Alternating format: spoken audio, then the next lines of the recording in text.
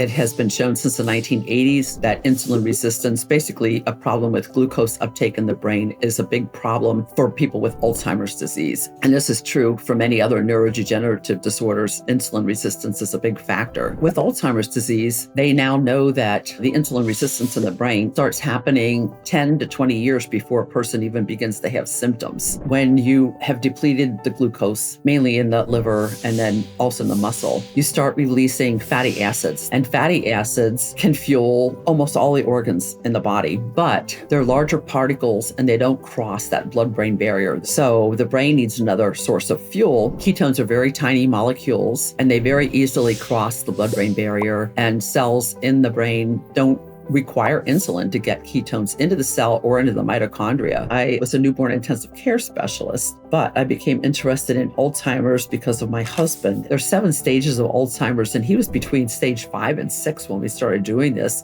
And it took him back probably to stage 3 or 4. Why are ketones such a powerful alternative fuel for the brain? So ketones are a very primitive fuel. Glucose and ketones are basic fuels that can basically produce energy in almost every cell in our body. And sometimes the effects of ketogenic diets and ketone supplements seem like a panacea, so many possible applications. But this is because it's such a basic fuel, I believe. Okay, well, let's talk about regular metabolism, quote unquote, in somebody eating a mixed diet, and then what goes on in the brain through that, and then we'll get into when there's dysregulation. Okay. Yeah, so basically, the average person, I think in the United States and many other parts of the world, eats a high carbohydrate diet. And when you do that, glucose becomes your primary fuel. Every cell needs fuel, and glucose requires insulin either directly or indirectly to get into cells. And it fuels a pathway called the carboxylic acid or tricarboxylic acid cycle. And this produces a whole series of chemical reactions that end up producing an energy molecule called ATP. So everything goes along swimmingly well early on in our lives most of the time. But then sometimes things become disrupted. A person that develops type 2 diabetes, for example, they develop a problem called insulin resistance, and that interferes with glucose getting into cells. So this is where we get into a lot of problems with many different organs in the body, including the brain. And it has been shown since the 1980s that insulin resistance, basically a problem with glucose uptake in the brain, is a big problem for people with Alzheimer's disease. And this is true for many other neurodegenerative disorders now too, and as well as autism and other, many other types of chronic illnesses. Insulin resistance is a big factor. So then you need an alternative fuel. Well, let's get right into the physiology where this becomes a problem. So somebody that's becoming metabolically unhealthy, insulin resistant, where does the problem begin when it comes to the brain? I know there's the blood-brain barrier where things have to get through to get to the brain. Let's talk about it from that level, and then inside the brain, what happens? Okay. Yeah. So there's really a combination of things that result in this problem of glucose uptake in the brain, particularly, like, for example, in somebody with Alzheimer's disease. There is a problem with actually transporting glucose across the brain. They're what are called glucose transporters. So when glucose basically comes to the surface of a cell, insulin kind of acts like a key to open up the way into the cell. And there are glucose transporters that are like tunnels that allow glucose then to get into the cell. So there's one called GLUT1 that allows glucose to get into the brain. And this is deficient in Alzheimer's disease. So already there's decreased glucose uptake generally to the brain for that reason. And then you get to the cellular level in the brain, and there are other glucose transporters, glucose 3 transporter in particular gets glucose into neurons, which are the main cells in the brain, that contain our memory, learning. Everything that we do is operated by neurons, basically. But glucose transporter 3 is also decreased in Alzheimer's disease. So this prevents glucose from getting adequately into brain cells. And then there are some other enzyme deficiencies. There's at the level of the mitochondria. So for those who don't know, mitochondria are very tiny organelles inside of cells that produce energy. And a brain cell can have 1,000 or so of these. A neuron is, they can be extremely long. You think of the nerve starts in the brain and it can reach all the way down to your toes, basically. And there are neurons along the way that can connect with each other. But a neuron, the extensions from it can be 4 or 5 feet long in some cases. So all throughout this whole neuron are mitochondria that are producing energy to carry out the many, many different functions that are going on in that cell. And then the cell also has to be able to communicate with other cells. And that requires a great deal of energy as well. So this tricarboxylic acid cycle is taking place constantly within these mitochondria to produce energy to perform all of these functions. So, basically right at the level of the mitochondria, glucose, will go through a chain reaction about 6 steps from where it enters the cell until it enters the mitochondria. But there is something called the pyruvate dehydrogenase complex that needs to convert the end product of this glucose metabolism to pyruvate. And this then can be used in the mitochondria to fuel that cycle to make ATP. Well, that's also deficient in Alzheimer's disease. So it almost seems like there's a conspiracy of getting glucose into the brain and into brain cells, and this also happens not just in neurons, but it can happen in other types of brain cells. There are several different types of brain cells that maintain and nourish the neurons and help control or cause inflammation. If there's a microorganism in the brain, this will stimulate inflammation to try to get rid of, this potential infection. And then there are other cells that help calm it back down again. But that tends to malfunction in Alzheimer's. So it tends to be much more inflammation and much less resolution of inflammation in the brain in Alzheimer's disease. So those are some of the things that are going on in the brain. And when we're just eating a typical high carbohydrate diet, glucose is that main fuel for the brain. And if someone doesn't have an alternative fuel available, this becomes a problem in somebody with Alzheimer's disease as this problem progresses.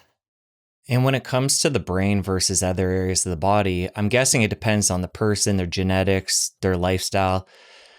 But how quickly is the brain impacted versus other areas of the body as somebody becomes metabolically unhealthy?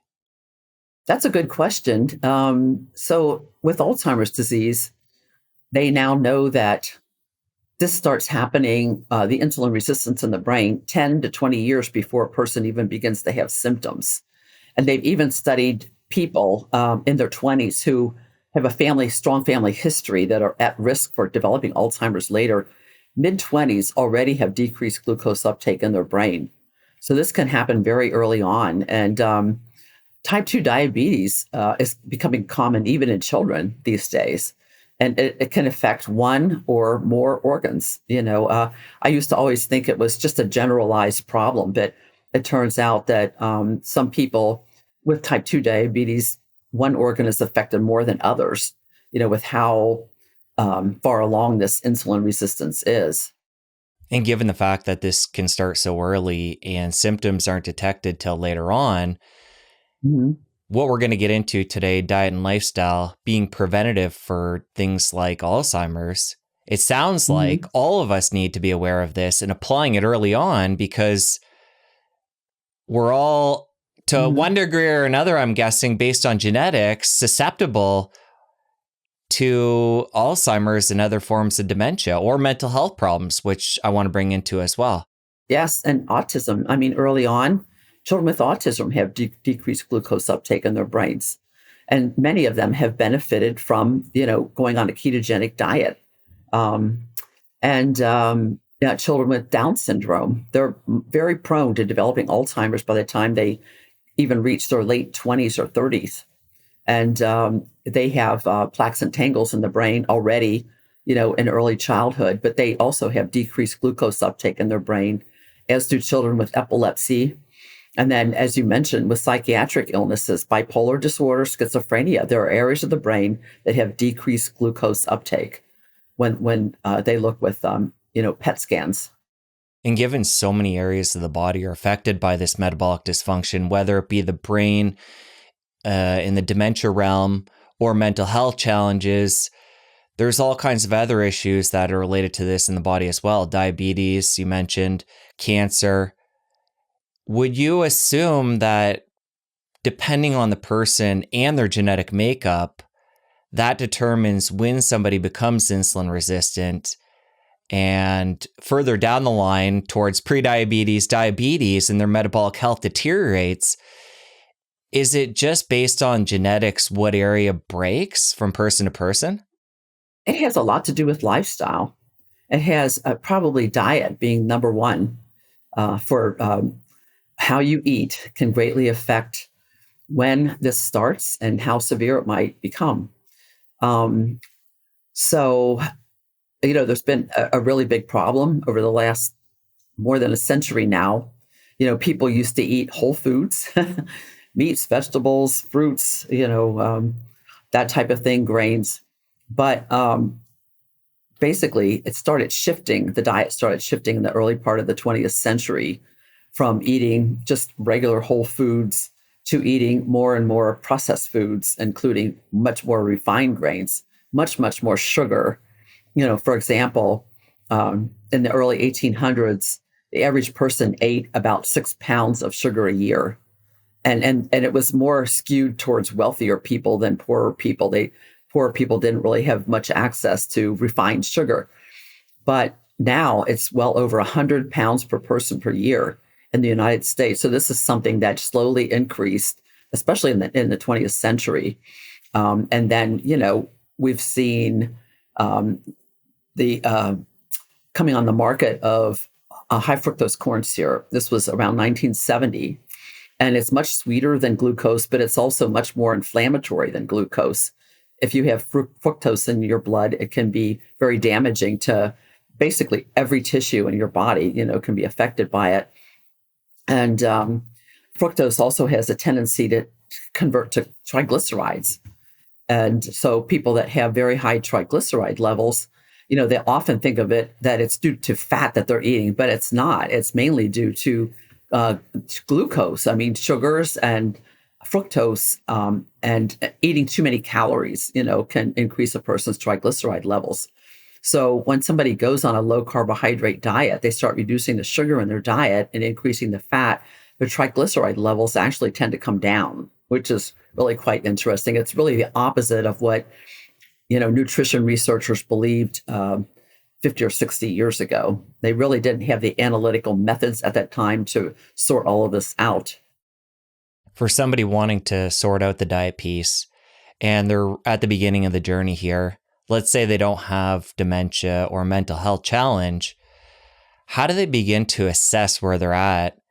Mm-hmm. And is the diet and lifestyle similar for everybody, given the fact that this is so silent for so many years in the beginning when it comes to things like Alzheimer's? Yeah, I think it probably does vary a lot from person to person. And that's maybe where the genetic element comes in, because some people are very sensitive to carbohydrates. And they, in terms of developing insulin resistance, I've seen studies saying that about 2/3 of people kind of fall into that category. And there are a third of people that can eat as much carbohydrate as they want and they never develop type 2 diabetes. So it can vary a lot from person to person. But, if you have a family history of this, Well, I mean, and there's a very easy way to check to see if you're developing insulin resistance. Most doctors will check the fasting glucose level. This is something like every year when I go to see my primary doctor, she orders that. And ideally, you want to see it under 100 milligrams per deciliter, and even better, under 90 milligrams per deciliter. But there are so many doctors that don't order another very easy screening tool, which is called a hemoglobin A1C. And this, when somebody has diabetes, this is used to kind of monitor how well they're doing with their glucose control. And a level, under about 5.7 milligrams percent is considered ideal and normal. And you start getting over that, then you may be showing some signs of insulin resistance. The blood sugar tends to be higher. Basically, what it measures is your average blood sugar over about 3 or 4 months. And this is based on red cells in your body. They tend to live about 3 to 4 months, and they carry glucose. And so the hemoglobin A1C measures the glucose in red cells. So somebody that maybe isn't very well controlled can have easily double that amount, meaning that their blood sugar is constantly 150, 180, getting up to 200 or more. And that's not good, because whenever you eat carbohydrates, especially simple sugars, it tends to spike your blood insulin levels. And it just repeatedly, if you're constantly eating like this, a lot of sugar in your diet, a lot of carbohydrate in your diet, you're constantly stimulating your pancreas to produce more and more and more insulin. And it takes more and more insulin to get glucose into the cells. So people with type 2 diabetes tend to have, especially in the beginning, very high insulin levels. It can get phenomenally high, maybe 10 or 20 times what somebody who's eating a low carbohydrate might have. And nobody knows, well, there are ideas about why this happens. And it's even been blamed on the possibility of infections, affecting your pancreas. Viruses can infect and affect the pancreas, and that could lead to a problem with the cells in the pancreas not producing enough insulin. So there are things like that can happen as well. How do you feel about testing fasting insulin as well? You talked about the blood sugar piece, which is, I feel, an important piece of the puzzle, but... And fasting insulin can be tested as well. Yeah, because that's going to tell us the picture early on, what's happening while insulin's ramping up, trying to drive that glucose out of the bloodstream, which, again, extrapolating off of what we were talking about before with Alzheimer's, how this can take so many years to develop clinically. The same thing can happen with insulin resistance as a whole, and people can realize they're type 2 diabetic and all kinds of health complications have been happening in the background for years. But fasting insulin is a great way to nab that early on.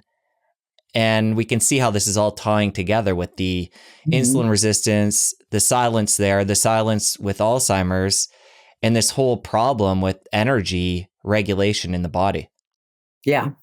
And there's another calculation called the HOMA, HOMAIR, insulin resistance. And it basically is a ratio, kind of a calculation where you plug in the insulin level, the fasting insulin, and the fasting blood glucose levels. And that gives you an idea of whether you have insulin resistance or not and how severe it is. So that's also another helpful tool. So these are relatively simple, inexpensive tests, that you can request, from like your primary care doctor, when you have your annual exam, just to keep a check on that and to determine if you do have some insulin resistance or not. And, for younger people that don't have type 2 diabetes, it's a golden opportunity to be able to do something, make changes in your diet to prevent that from happening for the long haul. I opened up asking you about ketones and them being an alternative source of fuel for the brain. Let's talk about ketones as a whole right now and give a 101. And for somebody wondering, what is a ketone? Have I ever produced one in my body? Let's begin there and talk about what they are. Okay. Well, first of all, even when you're a fetus, you produce ketones in your body. So they've been documented all the way back to at least 12 weeks of gestation, that the growing, developing baby in the womb, actually has ketones already in their blood. And the mother during pregnancy is in ketosis, in mild ketosis. And ketones are building blocks of fats. For example, in the newborn brain, ketones are the building blocks for the lipids in the brain. It's really quite interesting. So they're extremely important to the fetus and the newborn. And, for that reason, and as a source of energy, when a newborn is first born, if they're strictly breastfed, they go into ketosis within about 10 to 12 hours, and they stay on ketosis for a prolonged period of time. And babies, they're fat when they're born. They tend to be fat. And the breast milk actually has medium chain fatty acids in them that are converted to ketones. So this is what the baby is getting, and the baby's in ketosis, which is really quite interesting. So where ketones come from are from fat, basically. So we have, if we didn't have fat and we stop eating, say we're continuing to drink some water, but we're fasting, we stop eating, or our ancient ancestors had periods of famine where they really had no food for a week or two sometimes. If we didn't have fat, we would start breaking down muscle to make, to release amino acids that could be converted to glucose. And if we didn't have fat, over about 7 to 10 days, we would deplete all of the glucose and basically muscle in our body, and we would die. However, we do have fat, and fat is a tremendous opportunity to store fuel in our bodies, that can be broken down as we need it. And so it allows muscle to be preserved, at least to some extent if you're starving. And when you have depleted the glucose, mainly in the liver, and then also, some of the glucose in the muscle, you start releasing fatty acids. The fat starts getting broken down. It releases fatty acids. And fatty acids can fuel almost all the organs in the body. The heart seems to prefer fatty acids. The kidneys prefer fatty acids. Muscle can use fatty acids. But they're larger particles, and they don't cross that blood-brain barrier. They don't cross into the brain very well. So the brain needs another source of fuel. Otherwise, we would die, from that, problem, that our brains would die. So part of the fatty acids that are released are taken to the liver and converted to ketones. And it's kind of like taking the fatty acids with a scissors and cutting them, a little tiny piece at a time. And ketones are very tiny molecules. They're actually smaller than glucose molecules. And they very easily cross the blood-brain barrier. And cells in the brain don't require insulin to get ketones into the cell or into the mitochondria. Don't require insulin. They don't require insulin to get ketones into the cell or into the mitochondria. So they very efficiently get into the brain and into brain cells and into mitochondria to make ATP. And they very literally enter that same cycle, that glucose enters to create ATP.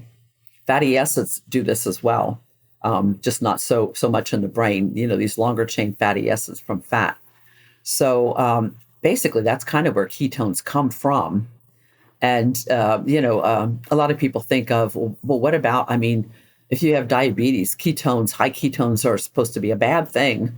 And that's true with diabetic ketoacidosis. But the problem in that situation is that somebody that develops diabetic ketoacidosis has no insulin. They're not putting out any insulin, and they're not getting insulin. This can happen sometimes, say, an elderly person, that has a memory impairment. They might forget to give themselves insulin for several days. And then, so the insulin is depleted. Glucose level is extremely high. And what happens is the fat starts breaking down very rapidly because none of the cells basically are getting glucose, or not getting fuel from glucose, because the glucose literally cannot enter the cells because of the lack of insulin. So fat starts breaking down very rapidly, and it just rapidly starts producing ketones. And then ketones are acids, and this tends to build up, and then the blood becomes very acidic, and it can be fatal. I mean, this is why people with type 1 diabetes died. It was always fatal before insulin was available, which came along around 1921. There were actually studies of doing a ketogenic diet to help people with type 1 diabetes before insulin came along. And then it kind of went by the wayside because they didn't have to worry about that, with insulin. So, ketones at normal levels, physiological levels, are not harmful. They're helpful. They're very beneficial and necessary, in some cases, if you're fasting or don't get to eat for a few days. All right. Well, this is all starting to come together really nicely here. Yeah.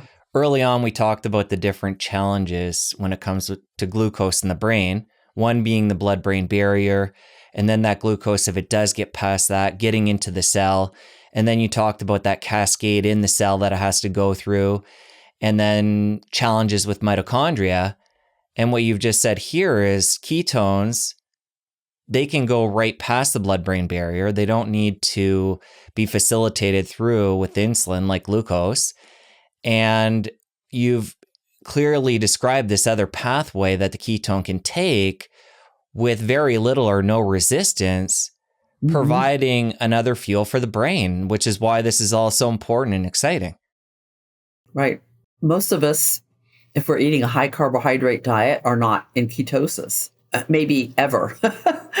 A lot of people, if you fast overnight, say at least 10 hours, 12 hours, you don't eat anything with glucose in it. You maybe drink water here and there. You'll be in mild ketosis in the morning.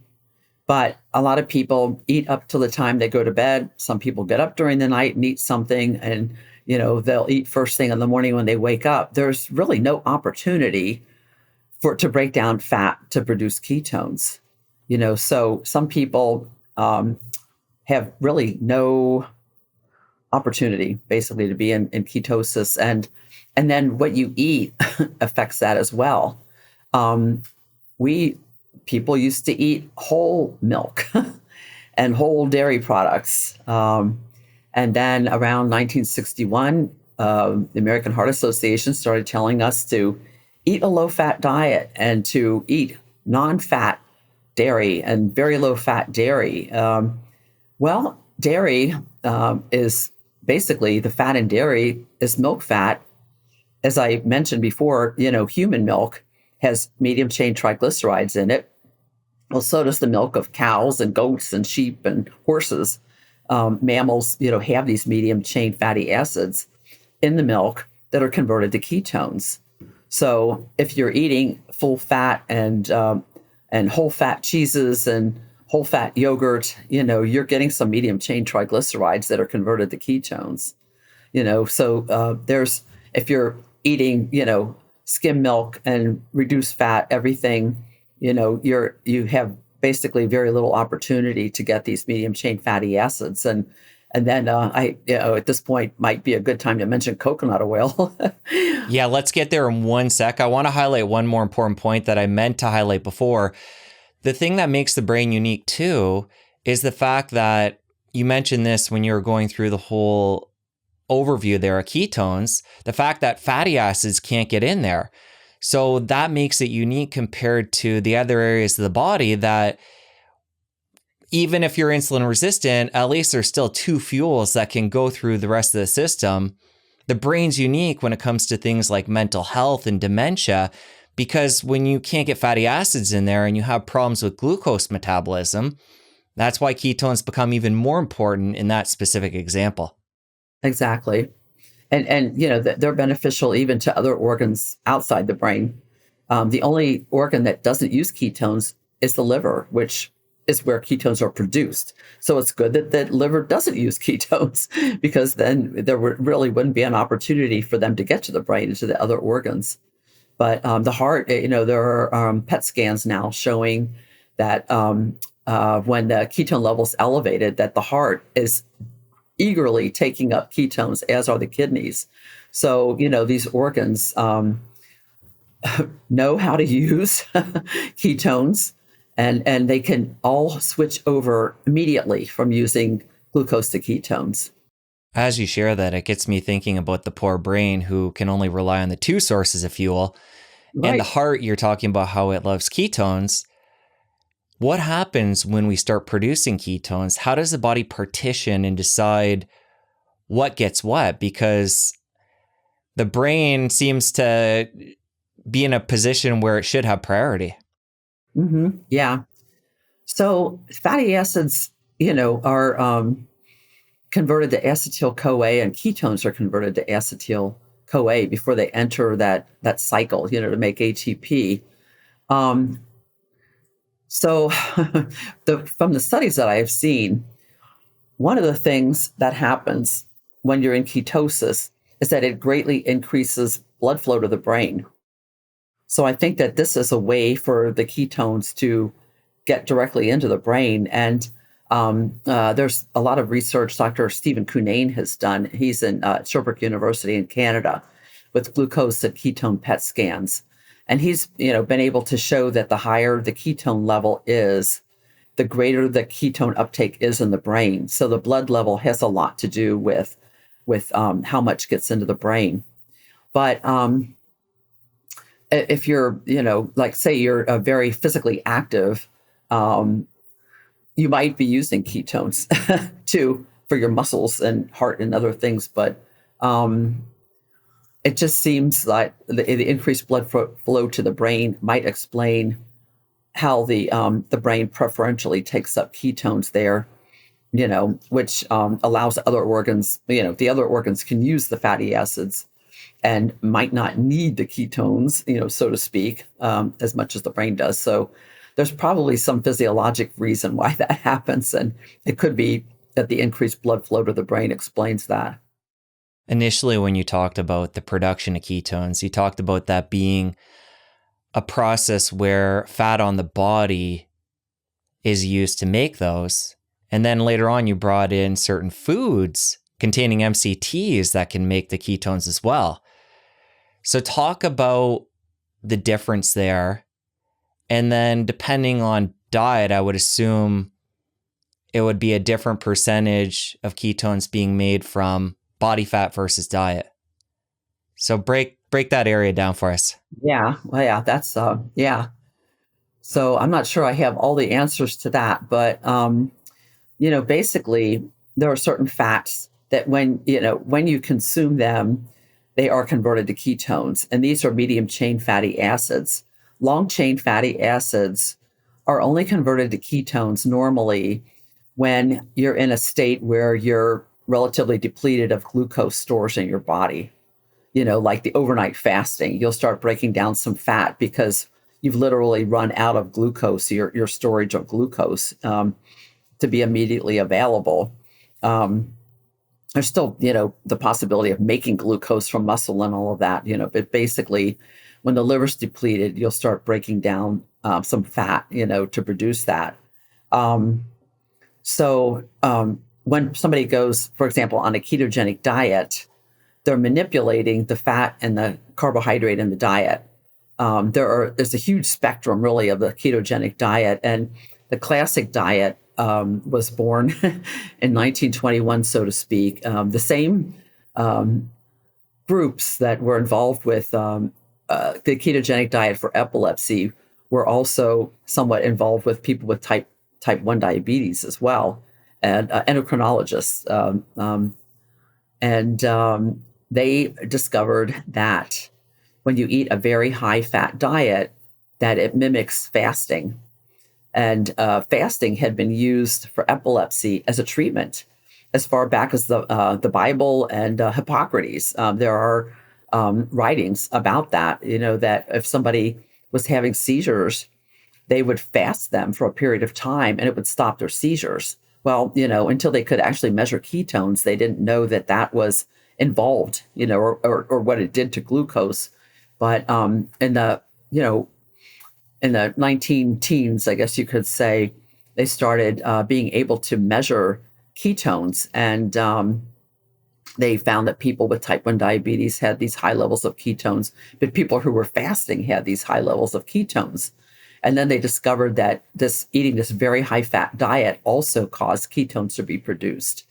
So that's kind of where it got started, was really treating epilepsy. And the first studies that they did, there were children and adults that they studied that had drug-resistant epilepsy. There really wasn't much in the way of drugs at that time to control seizures.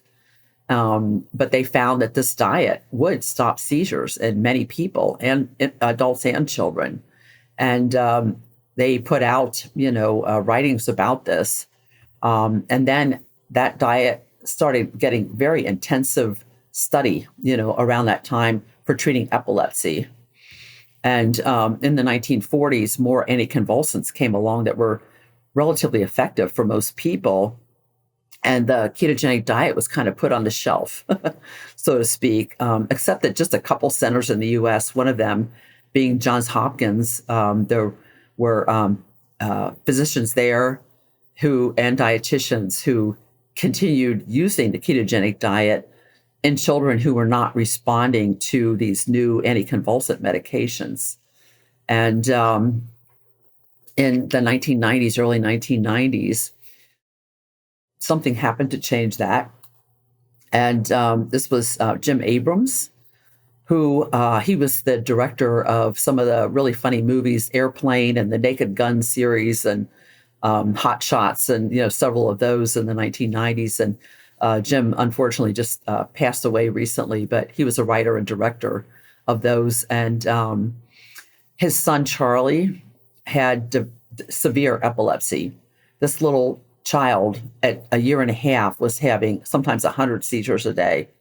And this is out there. I mean, people are dealing with this. And Charlie had to wear a helmet. He was taking multiple medications. He was very lethargic, and he even had surgery. It didn't correct the problem. And his father was constantly trying to read. He would go to the library. We didn't have the internet too much yet at that time. And he would go to the library to try to find a treatment for his son. And he came upon the ketogenic diet. And he had taken his son to 5 neurologists, prominent neurologists throughout the country, and not a single one of them had mentioned this diet as a possibility. So Jim learned that Johns Hopkins had this program, and they took Charlie there, and they put him on this diet. They used to start with fasting, and they would give him like IV fluid that didn't have glucose in it, and they would fast them to start, and then they would start them on this very high fat ketogenic diet, about 90% fat. And within 48 hours, this little boy completely stopped having seizures. It was really, really quite profound. And he ended up, he was on the diet they tried him off of it after 5 years, completely seizure-free during that time. And he started having a little bit of a problem again. They put him on for 2 more years. And when they tried him off again, he never has had another seizure again. And he's now around 30 years old. He works as a teacher's assistant, and, he's doing very well. So Jim was so excited about this, but appalled at the same time that this wasn't a standard treatment, for children like his son. And he developed a foundation. They put out a movie. Meryl Streep happened to be one of his neighbors and friends, and it was called First Do No Harm. And it was about story of kind of a composite of Charlie and other children, and their experience with the resistance that they even got from neurologists at the time when they would ask, could we go on this diet? The neurologists, no, it's unpalatable. It's too hard for the long run. They would discourage them from using it. And Jim started, helped turn that around, with his movie, and he went on Dateline NBC a couple of times to talk about it. And so the message got out there. And a dietitian joined him, Beth Supek-Kania. Has been with the foundation for decades now, and she has and the Charlie Foundation have helped open over 300 centers of ketogenic diet around the world, and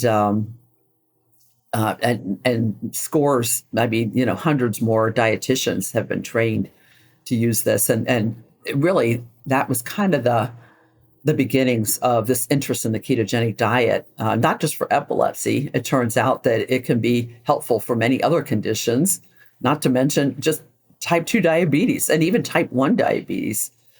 Being on a ketogenic diet can greatly reduce how much insulin they need and can help keep blood glucose levels much more in control for both type 1 and type 2 diabetes. It's really something. Just sticking with the brain piece, though, this is another piece of the puzzle. We've talked about mental health, dementia, and now epilepsy. And as we bring all these different pieces in that involve the brain, it's just showing how there is some powerful physiology happening when these ketones are being taken up by the brain and used as an alternative energy source. Yeah. The blood glucose also tends to get low, too. As you increase the fat and lower the amount of carbohydrate, that you're eating, it also reduces blood glucose very substantially. There's Dr. Eric Westman at Duke University. Are you familiar with him? Yeah, he's been on the show. He's great. Yeah, so he's helped thousands of people for at least 30 years with type 2 diabetes go into remission, such that they can get completely off insulin and their other medications for diabetes by eating a very higher fat, very low carb diet. He puts them on such that less than 20 grams per day of carbohydrates, and then he has them kind of use added fat of maybe 3 to 5 tablespoons a day, and then they use their own body fat, as part of their fuel, and they'll tend to lose weight, in that way. It's a very, very effective diet. It's a very simple, easy to do diet. I've done it myself. I wanted to try it out, and my ketone levels were the highest they've ever been, really, except when I take a ketone supplement, but just strictly from diet, really good ketone levels just from following his diet. And you don't have to weigh or measure anything, with this diet, which is really nice. But it was basically proteins and certain amount of vegetables, which are relatively limited. That's the main source of carbohydrate in the diet, and fat, and it's just very simple. So it's just phenomenally helpful, for people with diabetes or pre-diabetes or obesity. It helps reduce body fat. Many people who are obese also have a problem with their blood glucose being elevated, and it has a lot to do with what they're eating, in many cases, not all.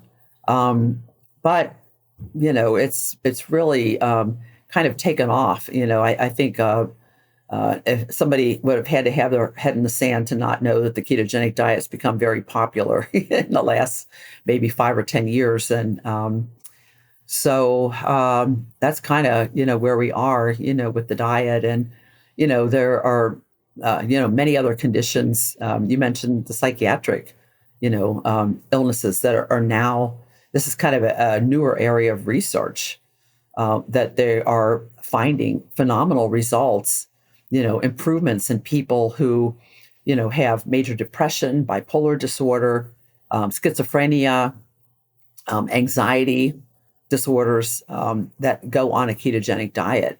And they can get off quite a bit of their medication and feel a lot better, when they're eating this type of a diet.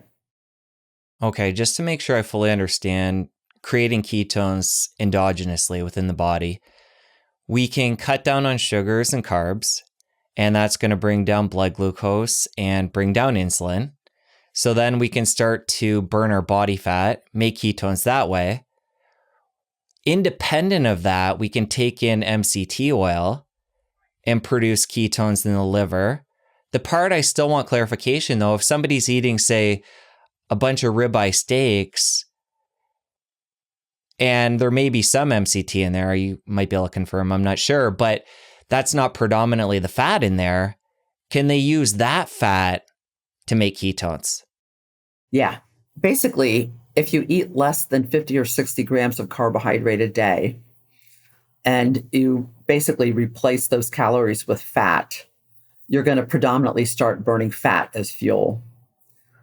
And because your body, there's an organization, Institute of Medicine, New York Academy of Medicine, they put out dietary reference values, a huge book. It's like 1,300 pages. And they basically there say that the glucose requirement is about 130 grams a day. And this is, basically from teens all the way up through adults. It's a little bit less in infants and children, So if you don't, if you eat like 50 or 60 grams or less of carbohydrate, but you need 130 grams, some of that you can produce in your body, from gluconeogenesis, triglycerides, which are fats. When they're broken down, the glycerides released, and that can be converted to glucose. So there's other ways that we can make it if we don't eat it.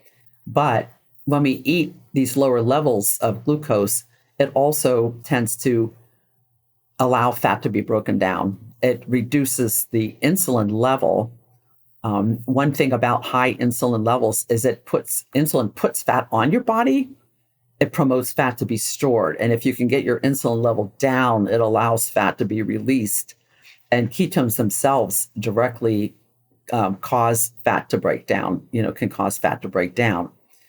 So basically, if you're eating a lower carbohydrate diet and you eat meat that has fat on it, you will, some of that fat could be converted to ketones. If you add MCTs to that, your ketone level might be higher, basically, because you're converting that fat just naturally does convert to ketones. It's not stored as fat. Medium chain triglycerides tend not to be stored as fat. They're either converted to ketones. What isn't converted to ketones in the liver is used directly as fuel, and basically fairly rapidly. And there are some relatively newer studies, done about 7 or 8 years ago, showing that these medium chain fatty acids cross the blood-brain barrier, and they are also taken up used directly as fuel to make ATP. So they can also enter that cycle to make ATP. And this is particularly true for astrocytes, which are the cells that kind of nourish the neurons. They kind of shunt fuel to the neurons and other nutrients, but they can shuttle ketones to the neurons as well. So, you eat medium chain fatty acids, some of it gets to the brain. Astrocytes, which are gabillions of, will take it up and they can convert it to ketones and pass the ketones to the neurons, which is very interesting. So these MCTs can actually be a direct source of energy for the brain as well. Okay, the part I'm still a little bit unclear on, though, other fats besides MCTs, can those be converted to ketones? Or is it just the fat from the body and the MCTs? The fat from meat could also be converted to ketones. Got it. Under the condition that you're eating lower carbohydrates. Got it. I wasn't sure if the lower carb was just allowing the fat off the body to enter the bloodstream and then go to the liver and make ketones. But you're saying it's 3 different parts then. If we're low enough carb, some of the other fats can be converted, plus MCTs, plus body fat. Right. But MCT, when you take medium chain triglyceride oils or fats with them, that doesn't matter what you eat. Some of it will be converted to ketones. That's the cool part about it. But there are some studies showing if you eat a higher carbohydrate diet, you might not convert as much of it to ketones, but you will convert some of it to ketones no matter what you eat. And you mentioned, I think, a few different sources of MCT before.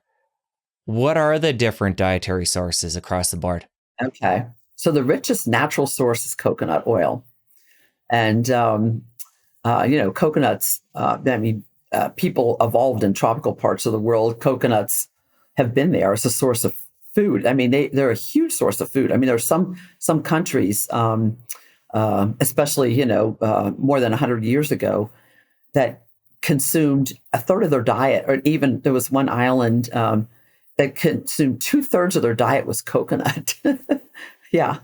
And if you eat a coconut, I think of it this way too. If you eat a coconut and or coconut oil and fish, which you would if you're living on an island in the Pacific, you'll have all the fatty acids that you could possibly need.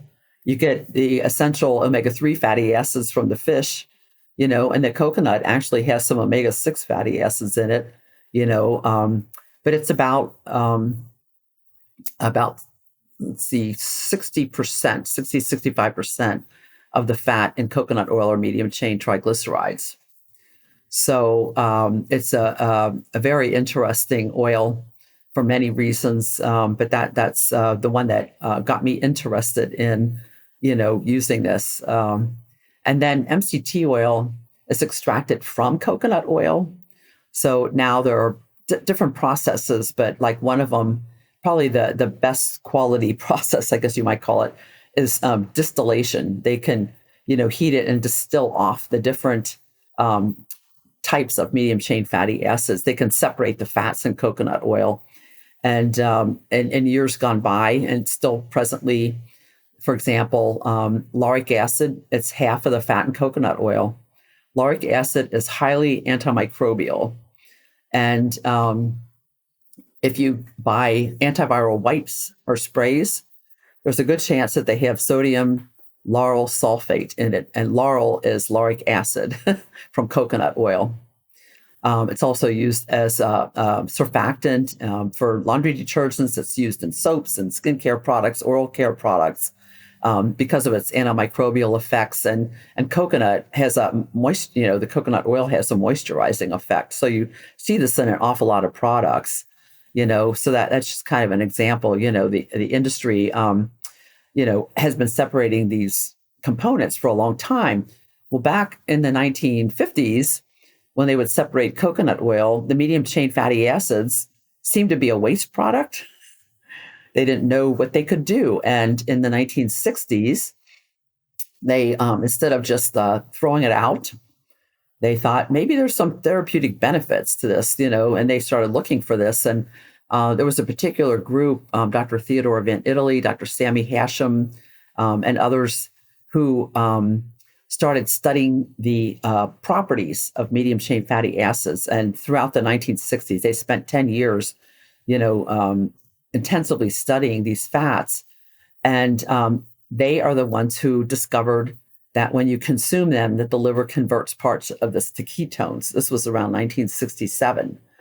And they also started using them for post-surgical care.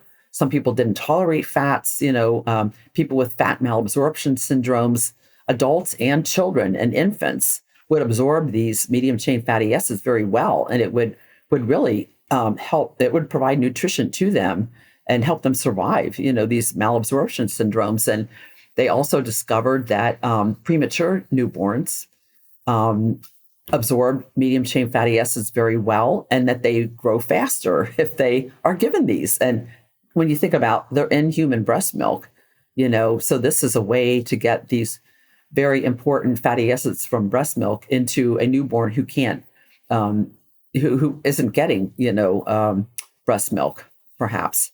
I'm a neonatologist, so I took care of sick and premature newborns for 30 years. And back in the 1980s, when I was, late 70s, when I was doing my training, this was new information. And we started adding some medium chain triglyceride oil to each of the feedings of our tiniest preemies. These were babies under 2 pounds, and they would grow faster. They'd get home faster. And then the formula manufacturer started adding them directly to infant formulas for premature newborns. And then for healthy full-term newborns, they started adding them And they started also adding coconut oil to try to provide these medium chain fatty acids that are in breast milk. This all happened like in the 1980s. So, it's been basically today, almost, virtually every infant formula throughout the world has coconut oil in it. And if it's designed for like a newborn that's not tolerating feedings, they also have medium chain triglycerides also for premature newborns. And there's another oil, it's called palm kernel oil, that can also be, is very rich in medium chain fatty acids, not quite as much as coconut oil. And the palm kernel oil, like a lot of people are familiar with palm oil, which comes from the palm fruit. So there's like an orange fruit. It's relatively small. They come in bunches on trees. But at the center of it is called the palm kernel. Like palm oil from the palm fruit has virtually no medium chain fatty acids, but the palm kernel is very rich in medium chain fatty acids. It looks white. It looks a lot like coconut, but it's small. And they can extract the medium chain fatty acids from that as well. And some MCT oils are made from this palm kernel oil. And sometimes you'll see it in infant formulas and other foods. You might see this. I've seen it fairly often on labels. Candies and other things like that often have it. Okay, so far, palm kernel oil, coconut oil, great source, breast milk. I think earlier you mentioned a couple other animal products that contain it. Goats are especially rich in medium chain fatty acids. Cow milk, sheep and horses, all, basically all mammals, they'll have some medium chain fatty acids in the breast milk, in their breast milk. Any other plants?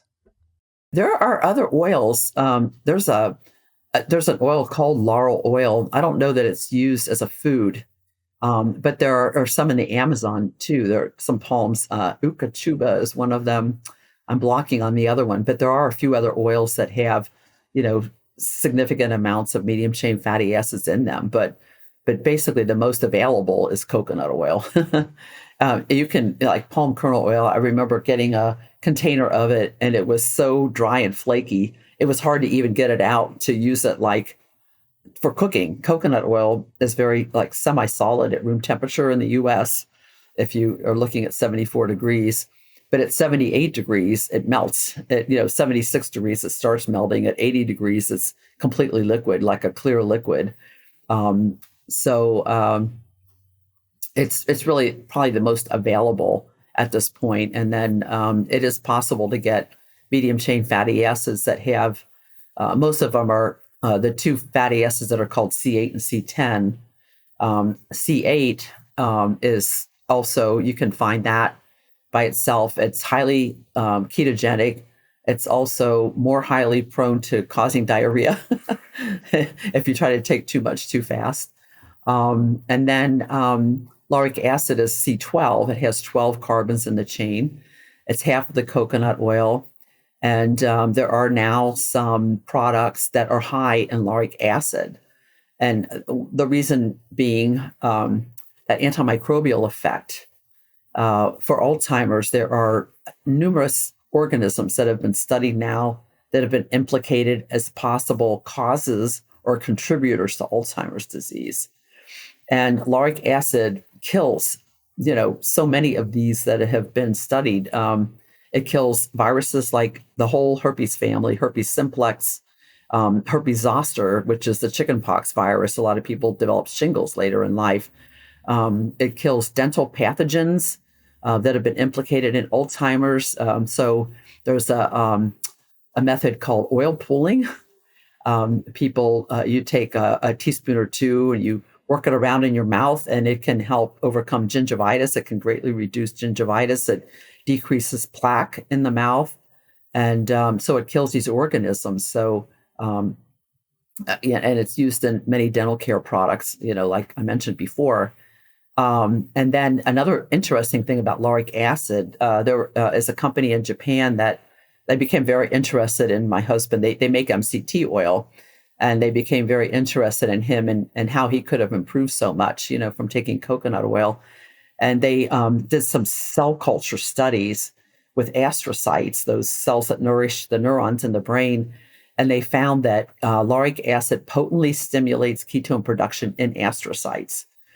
So these are in cell cultures. And, that could explain how taking coconut oil could be so beneficial to the brain, that it might directly provide this fuel as ketones, So more study is still needed on that one. But it would be a logical explanation at this point. Well, you quickly brought up your husband. We're over an hour into the conversation. We haven't brought up Steve yet. Let's talk about Steve's story and how Okay. this ties into everything we've been talking about. Yeah. As I already mentioned, I was a newborn intensive care specialist, but I became interested in Alzheimer's because of my husband. And so Steve was an accountant and he worked at home for my medical practice. I was working strictly in a hospital. We didn't have an outside office, so he was able to work from home.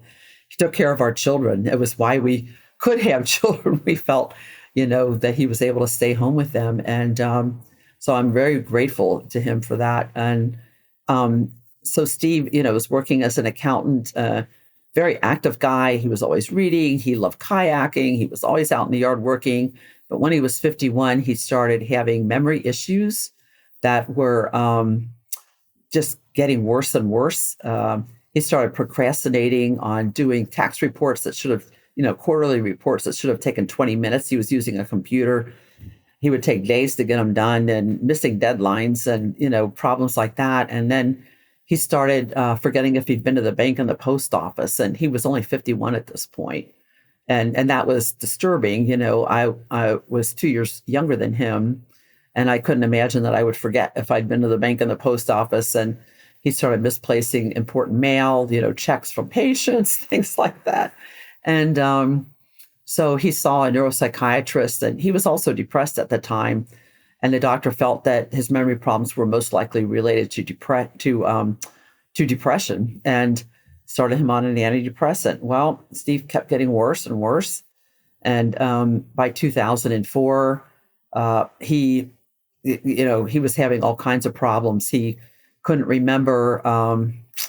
We had moved from where we had lived for a long time to another smaller town about an hour north. He could not remember the streets. And it was a very small town, very simple. He couldn't remember that. He would get lost. He went to the dentist. He got horribly lost. And, other problems like that were happening. He spent endless hours in his garage looking for something. I'd come home the end of the day. He would still be looking, and he couldn't remember what he was even looking for, but he was still looking for it. Just weird behavior. And so I found out about a neurologist that kind of specialized in Alzheimer's and dementia. I was worried about that. And he tested him, and he said he did have dementia, and followed him. About 6 months later, he was continuing to get worse, and he believed that he had Alzheimer's disease, and started him on medications, which didn't do anything. We didn't see any change from that. And by 2008, Steve was no longer able to drive for at least a couple years, couldn't turn on a computer, couldn't use the calculator, couldn't even do simple math. So he had declined very substantially during that time. And I really felt like I was going to lose him within, 2 or 3 years, most likely. And I was always watching the Alzheimer's research, trying to find out if there were any new drugs, whatever. And there were 2 new drug trials in our area that became available and there hadn't been any, for several years. So I was able to arrange screenings for him 2 days in a row.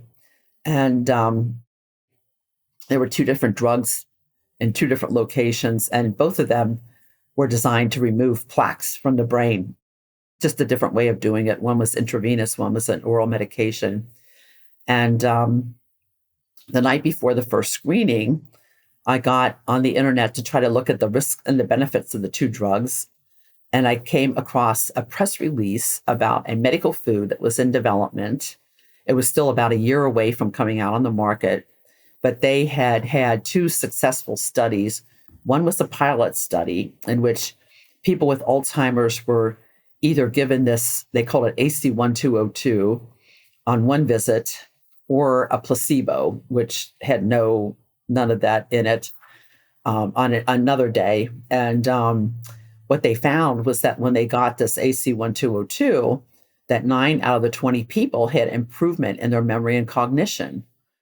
And none of the drugs have ever, for Alzheimer's, have ever been able to claim that they improve memory or cognition. The most that they've been able to claim is that they slow it down, for a period of time. So this was intriguing to me. And so I had to find out what it was because they didn't really spell it out in the press release. And I was able to find their patent application. And that is where I learned about this problem of insulin resistance in the brain. They actually started calling it type 3 diabetes, because this could happen in people that didn't have type 1 or type 2 diabetes.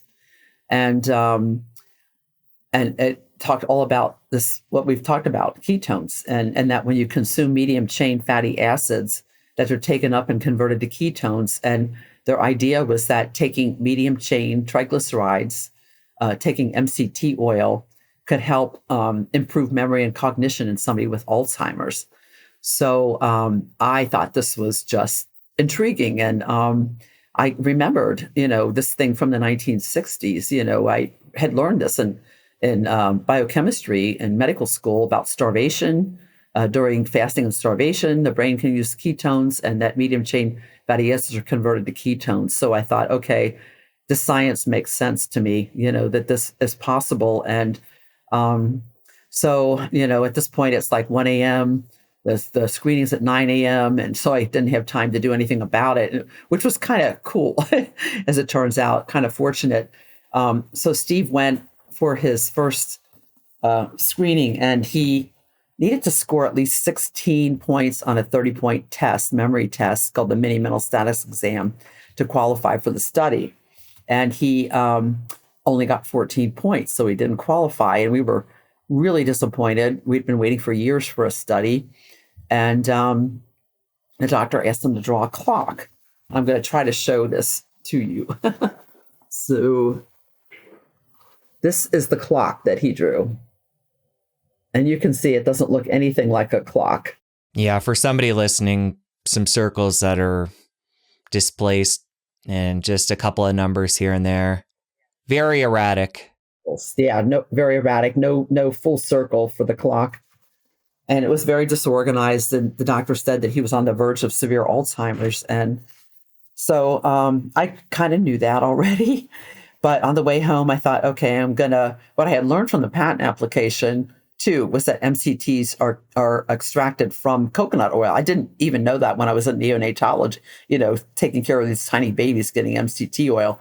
But it said it came from coconut oil. I thought, well, I've seen coconut oil in health food stores, So we stopped at one on the way home. And when we got home, I was able to find the fatty acid composition of coconut oil and reminded myself which are the medium chain fatty acids. And I figured out that coconut oil was about 60% medium chain fatty acids. And so I figured out to equal the medical dose, the medical food dose that they were using, that it would take a little over 2 tablespoons of coconut oil.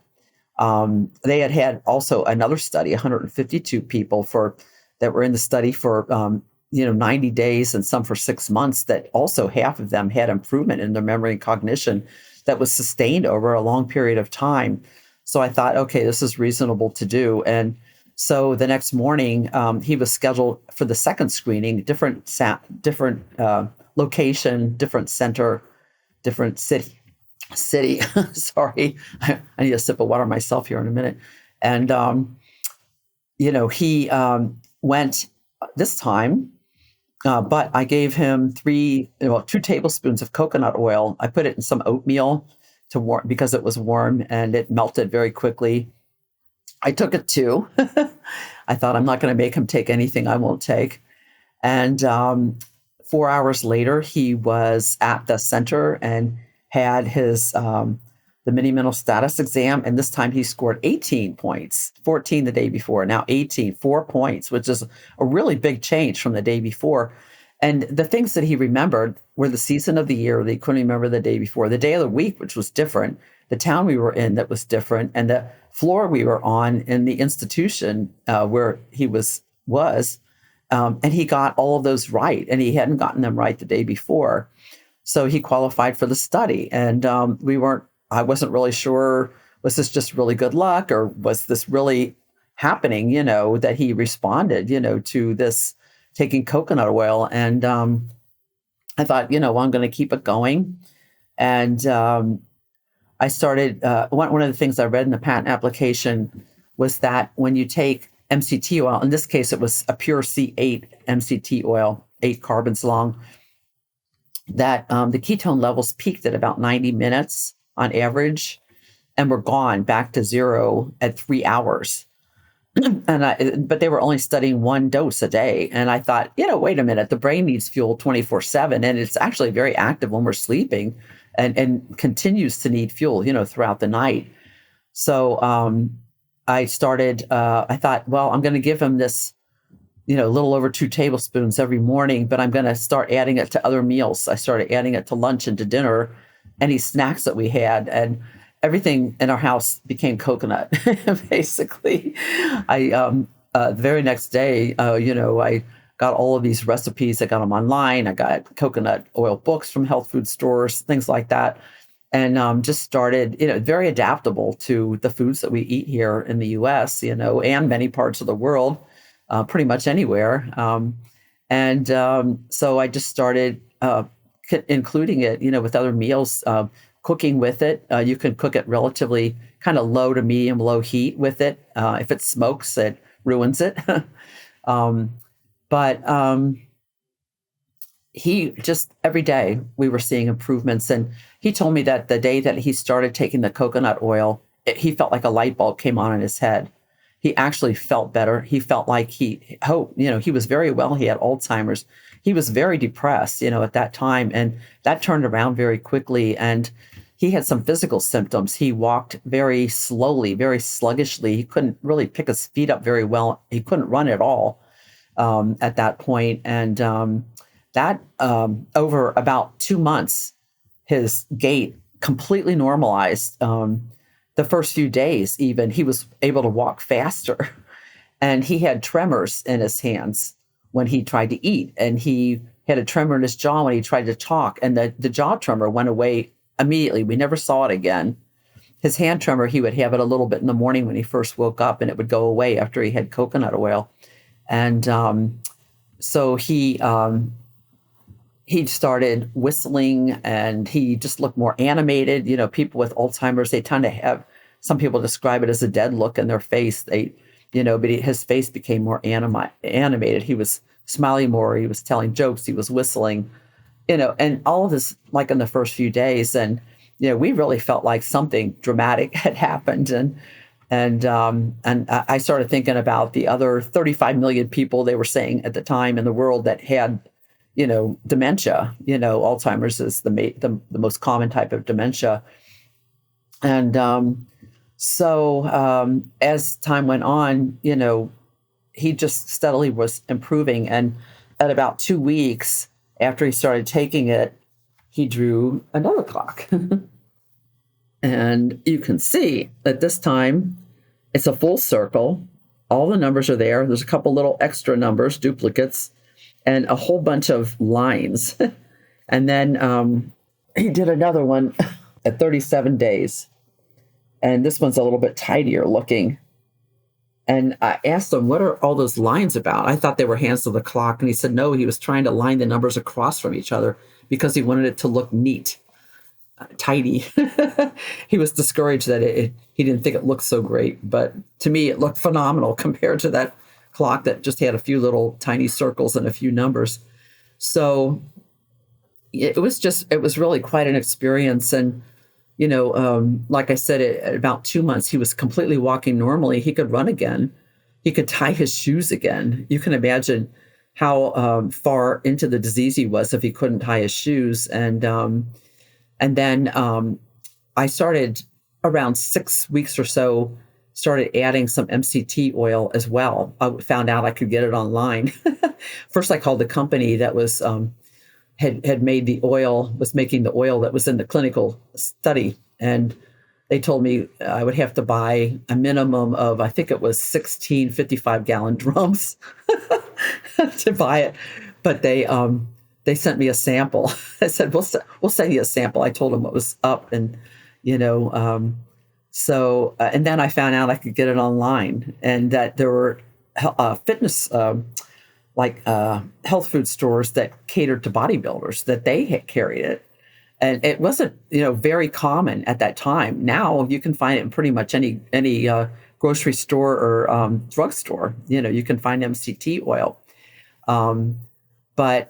So I started mixing it. At this point, I had contacted Dr. Richard Veach. He was the world expert at the time on ketones, and he had been working on this problem. He was really the inspiration for this idea about the medium chain fatty acids and Alzheimer's.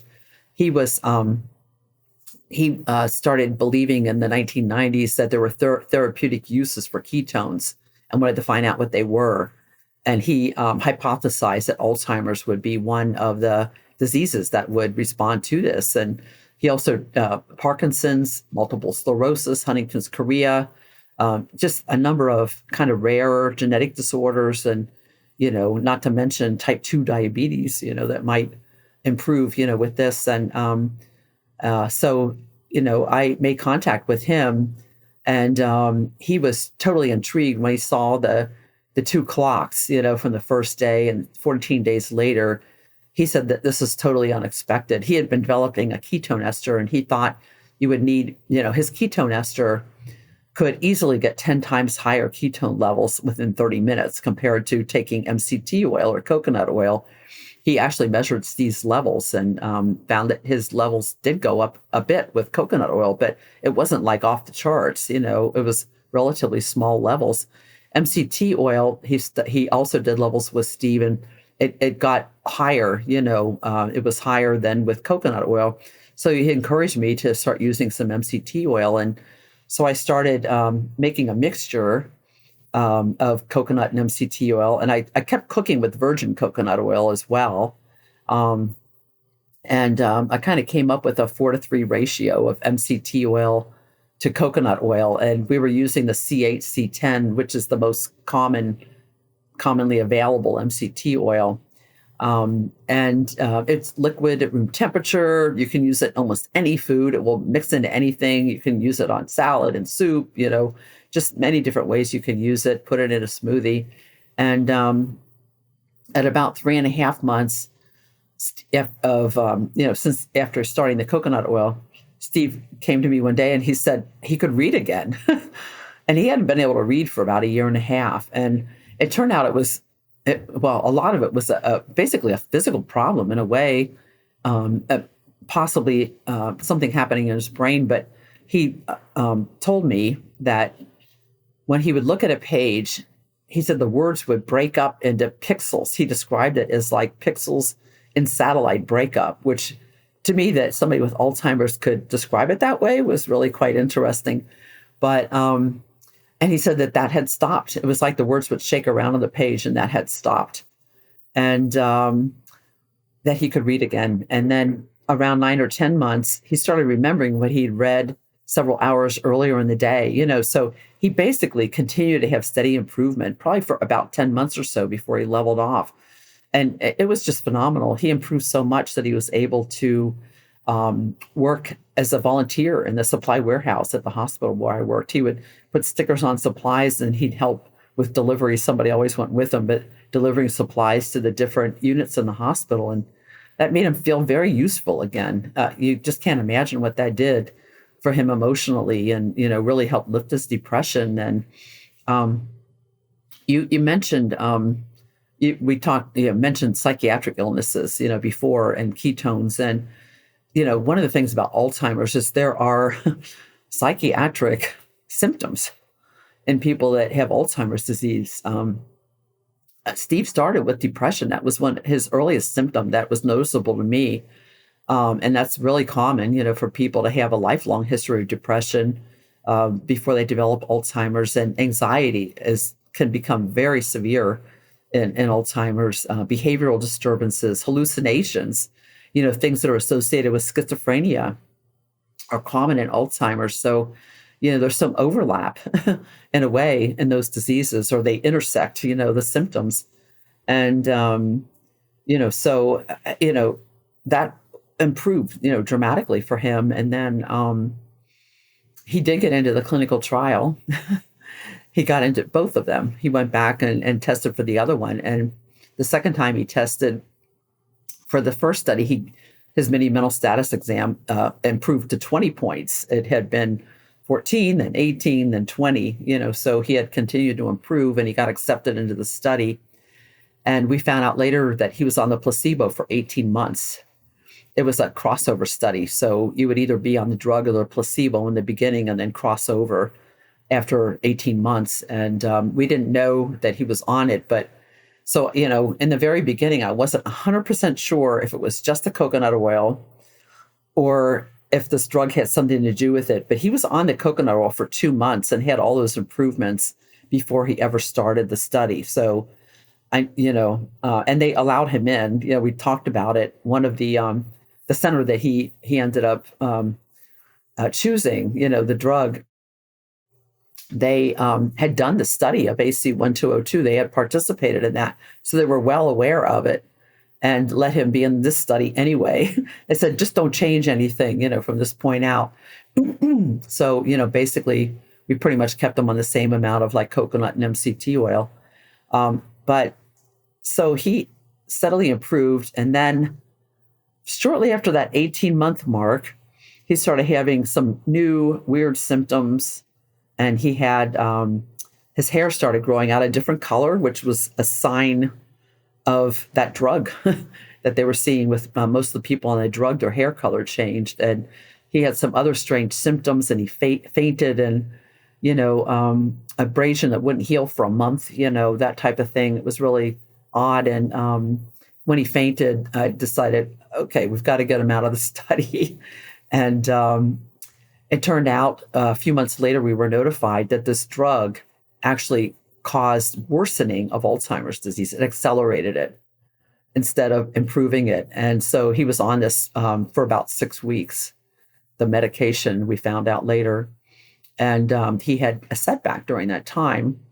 And Dr. Veach, we kept in contact all this time. He has ketone ester. In the meantime, they had finished toxicity studies. They had very, very few, mostly, always all of them minor, like stomach upset or something like that, with the ketone ester.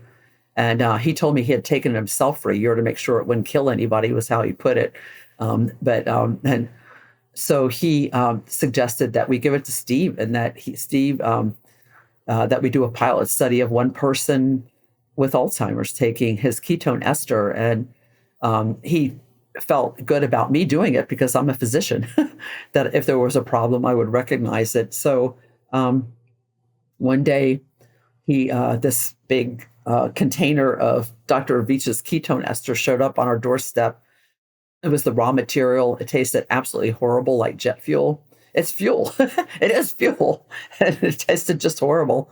And so I had to the chemist suggested that I dilute it.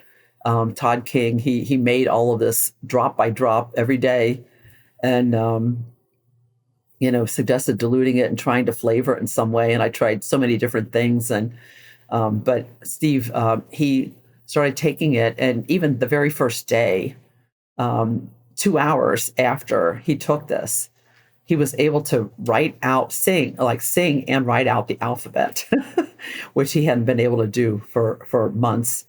And he tried over and over for 20 minutes, and just that he could persist for 20 minutes trying to write out the alphabet, to me was really quite surprising. And he actually did it. And I tape recorded him, videotaped him for about 2 hours, and he was euphoric. He was so happy. He started talking about memories, from his childhood that he had never even told me about ever, about his first grade teacher, that he blamed his horrible penmanship on her when he was writing out the alphabet. It was really something. And then, over about 6 weeks, like the new symptoms that he had kind of related to Alzheimer's all disappeared, basically completely reversed. And he was stable for another 20 months, before he had a problem again. And sadly, altogether, we got almost 4 better good years, better than the year before he started taking the coconut oil. And then one day I had a lady that stayed with him when I went to the hospital to work. And he hugged me, told me he loved me, kissed me goodbye. And 5 minutes later, she called me, and he had collapsed. He had fallen straight back, and he went into a seizure. He had an extremely long, like a 20-minute seizure. He had stopped breathing. He turned blue. When I got home, I was 5 minutes away. And when I got home, he was still blue. EMS wasn't there yet. And he had another seizure on the way to the hospital. And sadly, he became completely dependent after that. He had a brain injury, and he didn't have a stroke. I thought maybe that's what had happened, but he had a CAT scan. It didn't show anything like that. But the seizure, caused damage, probably the lack of oxygen, and he was completely dependent. And he's still, we kept giving him everything, the ketone ester and the coconut and MCT oil. But he did pass away about 2.5 years later. And one of the interesting things, people and he died from Alzheimer's disease. He basically just became unconscious and didn't wake up from it. But he was physically completely normal from the neck down. People with Alzheimer's, when they die from it, they usually stop eating and drinking, and they become emaciated. They become very thin. And he wasn't at all. He was just a normal body weight. He had been eating really well up until that happened. So I feel like he maybe had a better quality of life, given his condition, than if we had not used that. He probably would have died sooner, I believe. But it really, between the coconut, MCT oil, and ketone ester, it bought him almost 4 better years. And, if somebody had cancer, that would be a phenomenon, phenomenal, that to gain almost 4 extra years of life. So, it was well worth it. And, our family really appreciated it. And, so that's basically the story. It's a long story. Thank you for sharing all that. To make sure I have the timeline correct, you started with the coconut oil, saw profound changes that day and beyond. 6 weeks in, you introduced MCT oil. Yeah, saw continued improvement. And we were increasing it too a little bit, because you can only tolerate so much at a time. So increasing it slowly worked very well. And he kept improving for months. Then he went into the clinical trial. Mm-hmm. For the first period of time, he was getting the placebo. So that wasn't affecting him negatively. But then when he got on the drug, he started to decline. You guys had to leave the trial.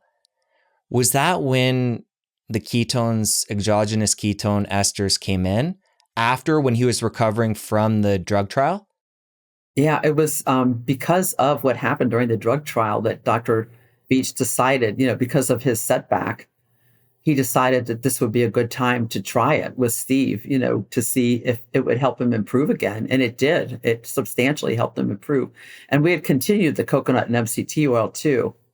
It's just these higher ketone levels, which were, 10 times higher than what we were getting with the coconut and MCT oil. 30 minutes after he would take it, his level would just go way up. And, we could clearly see a difference the very first day, and all the new symptoms, that happened, related to that drug, all were erased over about 6 weeks. Most of them the first few days. I mean, for example, he right before he started taking the ketone ester, he had needed a lot of assistance with taking a shower, shaving, brushing his teeth. I had to stand with him. This was kind of a new thing too at that time. And I had to stand with him and talk him through taking a shower step by step, because he didn't remember what to do. That's what happens with Alzheimer's. It's a slow process. But I would have to tell him, okay, wet your hair. Okay, put the shampoo in your hand. Okay, now put it in your hair. Now rub it. Now, okay, rinse your hair out. every step of taking a shower. And then the same thing with shaving and brushing his teeth. The very next day after he started taking the ketone ester, he came out. I was already up. He comes out in the morning. He had taken a shower. He had picked all the clothes out from his house. He had shaved. He had his glasses on. He had done all of that just spontaneously on his own without any assistance. It was that dramatic. It was really a big deal. So you mentioned 6 weeks to get over the setbacks of the drug. Do you feel subjectively after that with the ketone ester, and I think you mentioned he was still taking the MCT and the coconut oil at that time, do you feel like he was better off at that 6-week point and beyond for a period of time than he was before the trial? Well, before the drug actually part of the trial. I think he basically, it brought him back up to the same level, I would say. And then he was very stable. He had, with the coconut and MCT, he improved for about 9 or 10 months, and then it kind of leveled off. We didn't see too much new changes. But then, the ketone ester, with the drug, it dropped him down, and the ketone ester brought him back up to that same level again, I would say. And were you testing ketones before, during, and after the trial to compare his levels? We did a whole lot of testing in the beginning to try to figure out what dose he would need.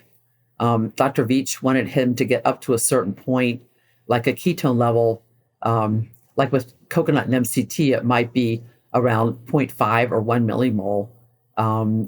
His ester could get it up to 5 millimoles in 30 minutes with the right dose. And so we tested different doses. And at that point, home monitors were available to be able to test blood ketones at home. Up until then, for home, it was basically urine test strips. And they didn't measure beta hydroxybutyrate, which is the main ketone, and it is the ketone that is in the ketone ester, so we could now measure blood samples, for beta hydroxybutyrate at home with strips. So this was like perfect timing. And so we tested a variety of different doses, and he really wanted him to get up to 4 to 5 millimoles. He thought that's what it would take to kind of maximize the effect. And so we found for Steve, it was around 25 grams, which is a lot of ketone ester. And he was getting it 3 times a day, that much 3 times a day. So that would get his level up to about 3.5 or 4 millimoles. But, you're also producing acetoacetate, which that blood test isn't measuring, and that's about another 25%, so he was probably getting ketones well above, 4 millimoles every time he took this. And so he was getting it 3 times a day. And, at one point I tried giving it to him during the night, but he would just wake up and that was, we were done. He was just up. So that didn't work out so well.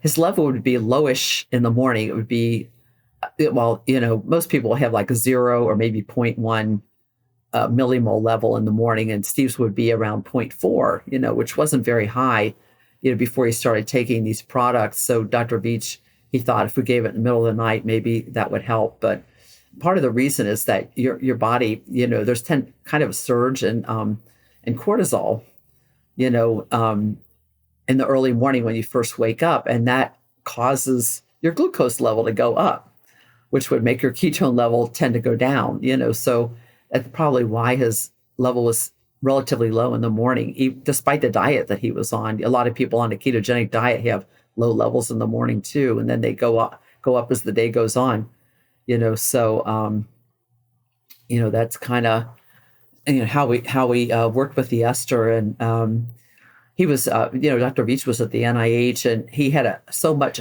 budget per year for this ketone ester. So each year around October 1st was their new year, fiscal year, when he would get new money, to start making this. But towards that last couple months, he couldn't really make any more. He would run out of money to make it. And I had to start stretching out what we had left, so he would get maybe 1 dose a day instead of 3 doses a day, for a couple months. And so we did see a little bit of like, not so great, during that time, that things seemed to be declining a little bit. But that was more, that first 20, that's why one reason I say 20 months, that he was sustained after that, because when he didn't get as much of it later, we would see some decline as well. And then he had the seizure that changed everything. Were ketone salts available at the time? And was No. that something you played with? No. No, it wasn't available. Steve, he did pass away from Alzheimer's in early 2016. And just a couple weeks later is when the ketone salts were launched. And that was really quite something too. And the ketone ester didn't come on the market until 2018.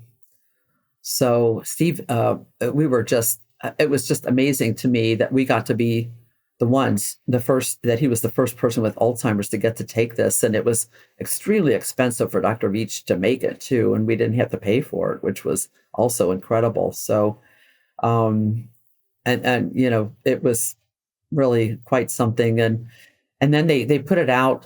Dr. Kieran Clark in the UK at Oxford was studying his ketone ester. They were kind of partners in this. And she was studying it for athletic fitness, basically. And it was originally the first grants for this ketone ester were from the Department of Defense in the US. They wanted to see if it would enhance the cognitive and physical performance of the troops. And, when these men, I shouldn't just say men, but, when they go out on,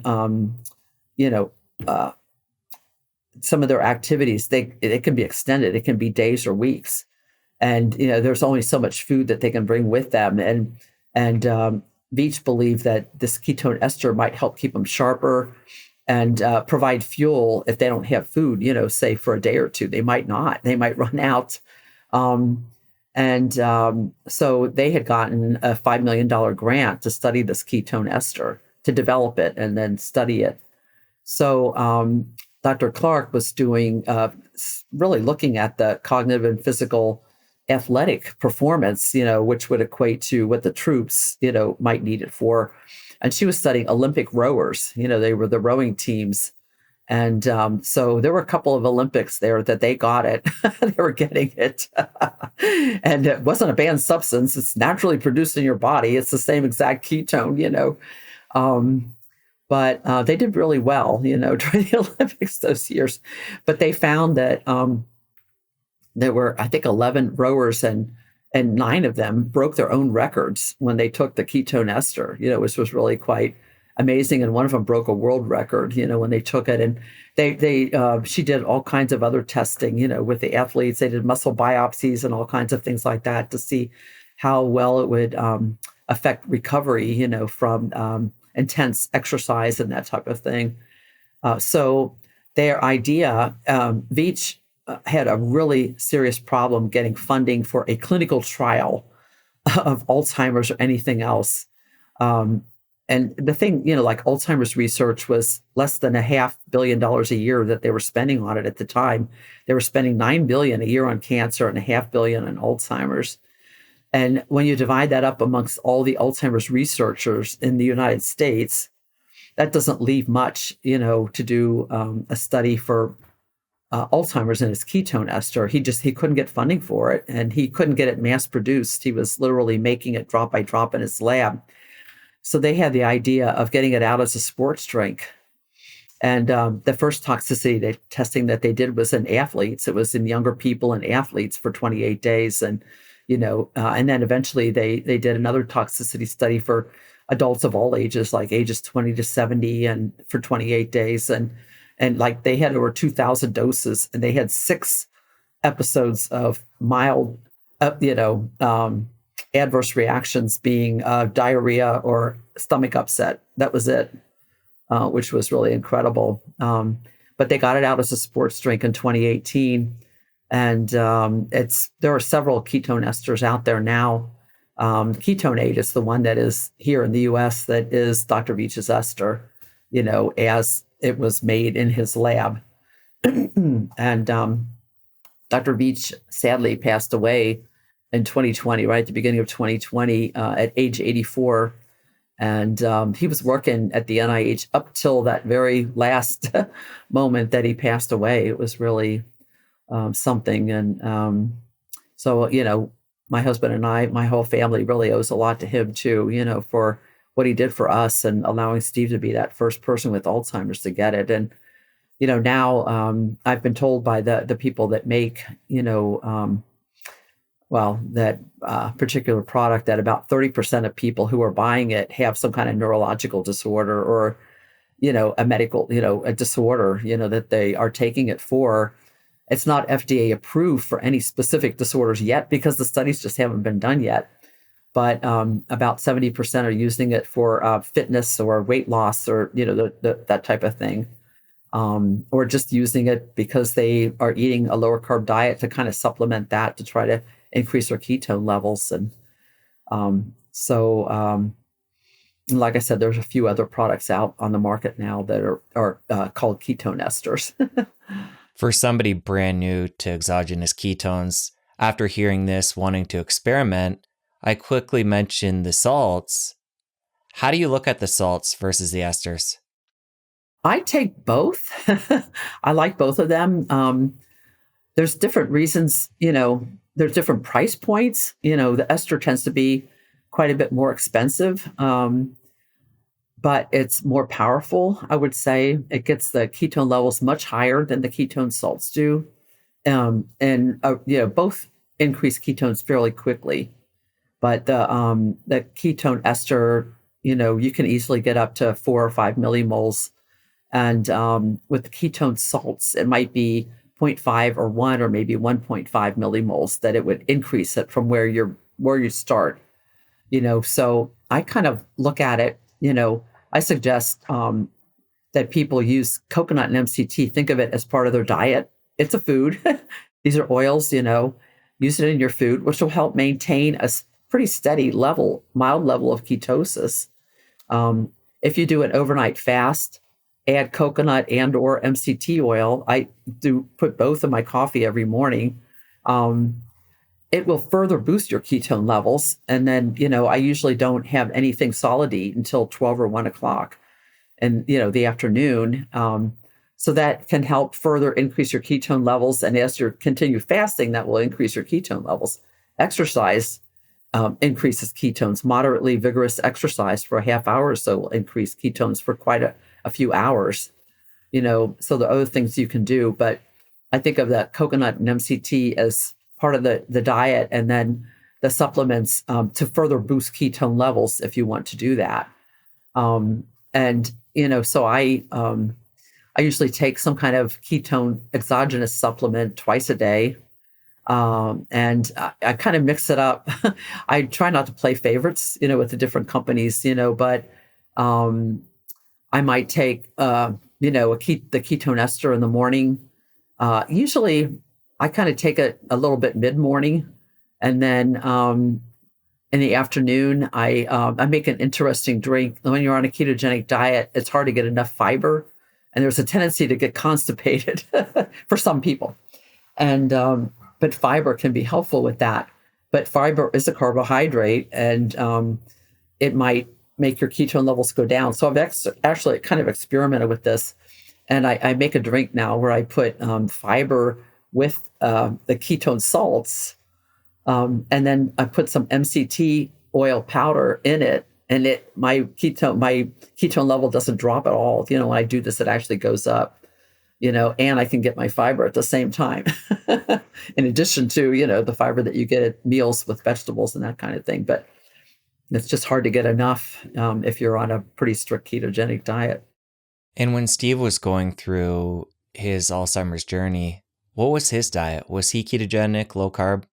He was pretty ketogenic. We had started like 2 years before the coconut oil. The coconut oil was in 2008, and about 2 years earlier, up until that point, we were eating what I call the convenience food diet. We were eating a lot of ultra-processed foods. I get these packaged meals from Sam's that had complete meals that you could throw in the microwave. And, really terrible diet, and we'd eat a lot of fast foods and that kind of thing. And then in 2006, I read that people with Alzheimer's that ate the most Mediterranean-like diet on average lived 4 years longer than people that ate the least Mediterranean-like diet. And it never occurred to me that Alzheimer's had anything to do with nutrition up to that point. And so that was kind of another aha moment, I guess you might say. And so I started reading up on all different types of diets, and including the Mediterranean diet. And we kind of settled on that, and we basically like completely switched over from a really poor diet, the sad, standard American diet, high carb diet. I was hungry all the time. I would eat bowls of cereal for breakfast and wanted another one, and at meat in the evening and wanted another one, and it was basically a whole food diet, all whole grains, no, white flour or white rice, and much more vegetables. I didn't think I even liked vegetables up to that point, but when I started making them, I found out they actually taste pretty good, and I really liked them. We were eating more salmon. Our main oils became butter and olive oil at that point, before the coconut oil, and basically a much healthier diet. And Steve, he continued to develop symptoms, over those next 2 years. He did get quite a bit worse. And I have no idea if it actually slowed it down or not. It's really hard to know because we had no point of comparison. But I benefited greatly from it. I lost about 60 pounds, which I've managed to keep off. My sugar cravings went away in probably 3 days. I was always thinking about my next meal, and that stopped, which was great. I felt like, when we added the coconut and MCT oil, I started doing it every day too. I have Alzheimer's is very strong on one side of my family and also on the other side. And I thought if it could help somebody with Alzheimer's, maybe it could also prevent it. So I started taking the coconut and MCT oil as well back then. But when we added, eating the Mediterranean diet, greatly reduced our carbohydrate intake like right away. And we were eating these low glycemic foods instead of, sugary sweets and, packaged foods that had high fructose corn syrup and that kind of thing in it. So we were already on a lower carb diet, but when we added the fat and as it was increased, the first, in the very beginning, Steve started gaining a few pounds, and I realized you can't just add something like that to your diet and not subtract something else. But he just kind of spontaneously quit eating so much fruit, and we were already on the Mediterranean diet, but he also started leaving the pasta and the bread, rice, anything like that. He really wasn't eating it. So I just kind of stopped putting it on his plate. And, so he was effectively on a ketogenic diet, probably within a couple months of starting the oils, maybe even sooner. And so, he was on a ketogenic diet really for the rest of his life. And it was about 8 years, from when he first started the coconut oil until he passed away. So we really gained, probably quite a bit of time. He was declining rapidly when we started this, and it completely, pushed him in the other direction, which was incredible. Okay, so keto-ish diet, MCT oil, coconut oil. Later on, introducing the ketone esters.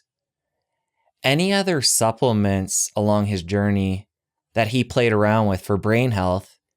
And did you find any of them worked? Yeah.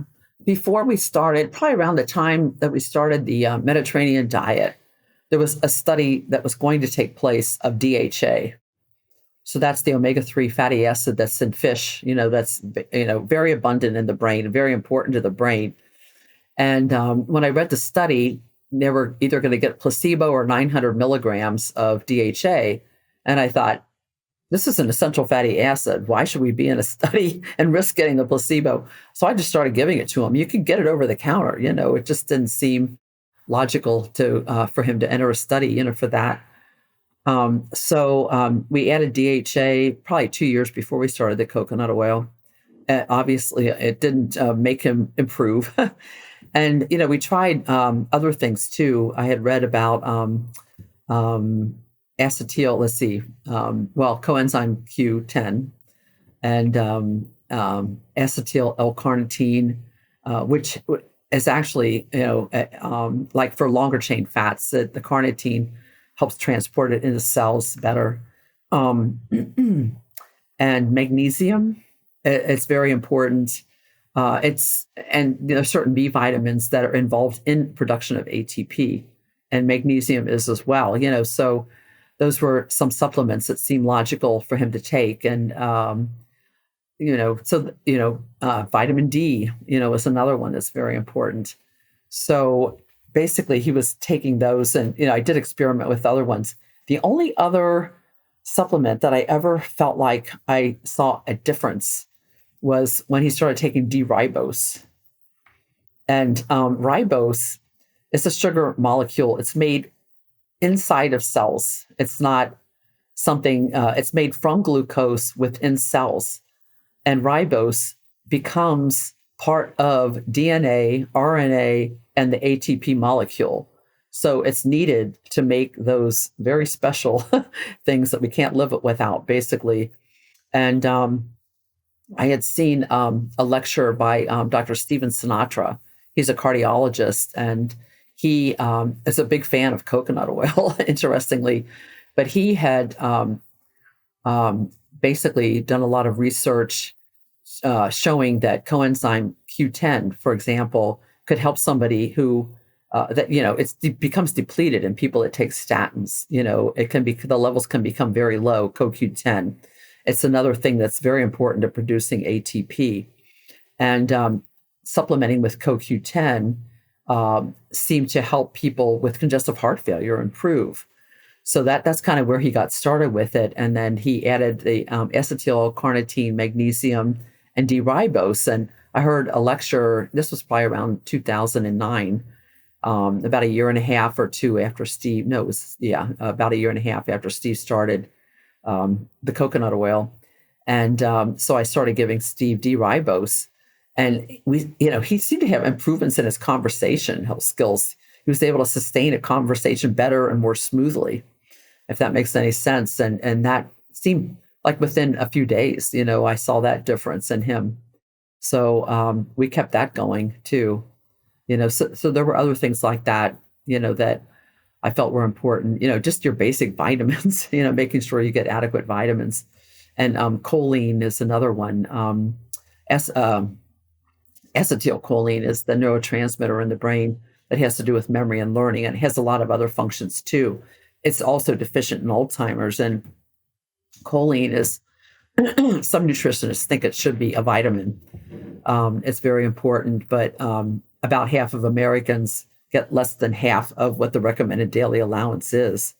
And it's something that's very abundant in eggs, for example. It's in liver, it's in meats, it's in some vegetables, but in smaller amounts. So I really felt that it was important for him to get choline. And the easiest way to do that is to eat eggs. So Steve got a lot of eggs. And the interesting thing, people ask about his cholesterol level. Wasn't it off the charts? It should have been off the charts, right? Well, Steve had a high cholesterol level before we started all of this.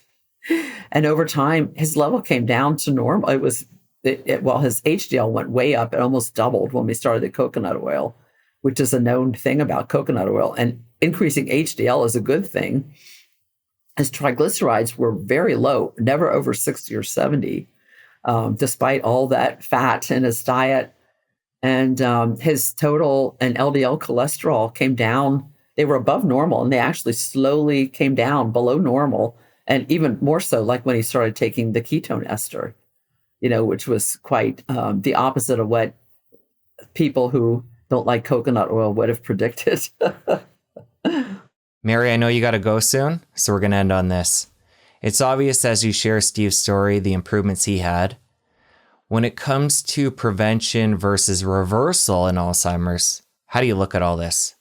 Well, if you're already having a problem, obviously it's worth trying, for reversal. And, I've had many people communicate with me over the years I even put out a study of 288 people that had memory impairment that, took coconut or MCT oil, and about 90% of them improved. These were people that had written to me. So they were more likely to write, I think, if they had improvement. But it was quite a few people that I got really interesting emails from. And some of their experiences were quite profound, how much they improved.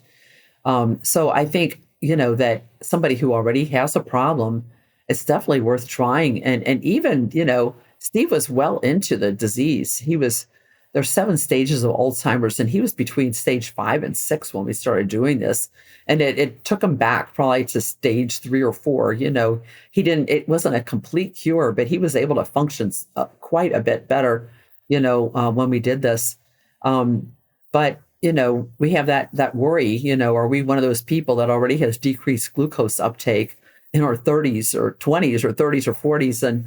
And more and more people get diabetes, as we age too, which has tremendous, terrible complications, if you have it for years.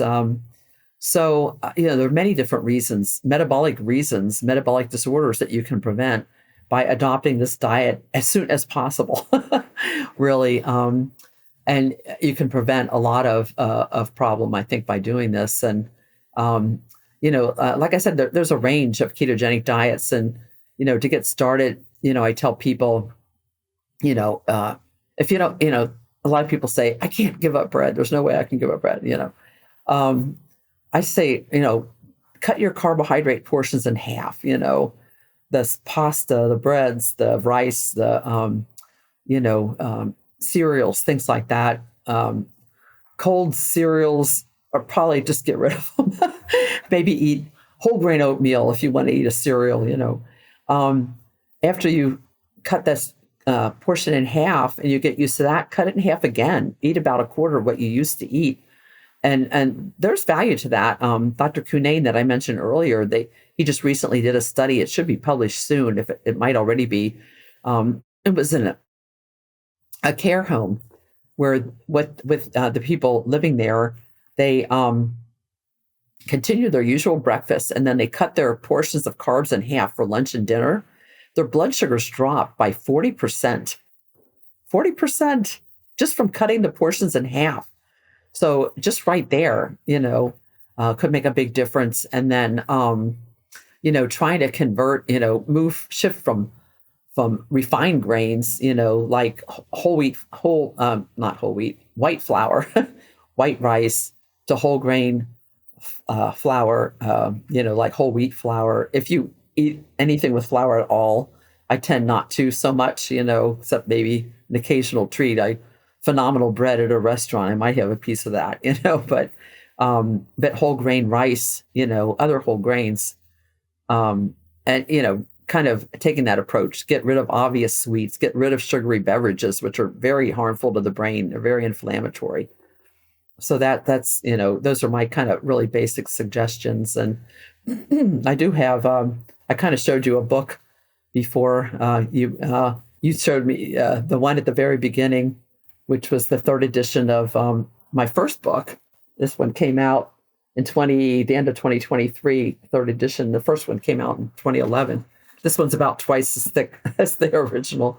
And then before that, I had Clearly Keto for healthy brain aging and Alzheimer's prevention. And this goes over, it's really the whole story of ketones, but a whole lot of other lifestyle changes that have been shown to help slow cognitive decline.